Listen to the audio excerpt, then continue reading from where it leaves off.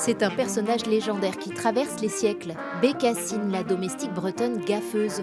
Première dame de la bande dessinée née en 1905, elle a marqué l'enfance de plusieurs générations. Si le personnage est éternel, son créateur, lui, a complètement disparu de la mémoire collective.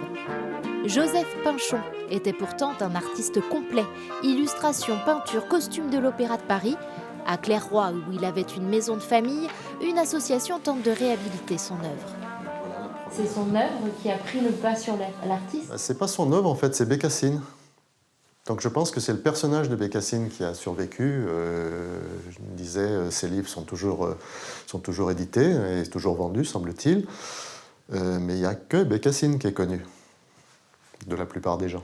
Précurseur de la BD par son coup de crayon, Pinchon aurait inspiré Hergé pour créer Tintin.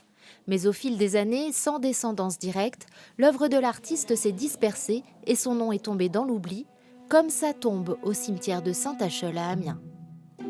Le caveau a retenu l'attention de taphophiles, amoureux des pierres et des sépultures.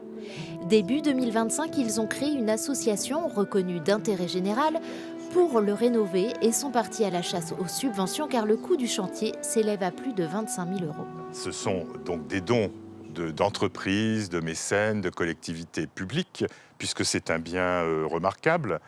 Et si on n'a pas assez, bien sûr, on élargit à n'importe quel particulier qui deviendrait adhérent de notre association. Si on fait une demande de subvention, par exemple, à la Fondation du patrimoine, il faut pouvoir étayer en disant quel grand homme c'était, qu'est-ce qu'il a fait.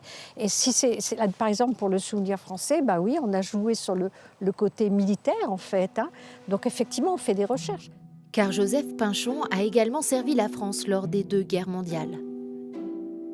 L'association lance donc un appel aux dons pour sauver la tombe du père de Bécassine avant de s'attaquer à d'autres sépultures de personnalités remarquables.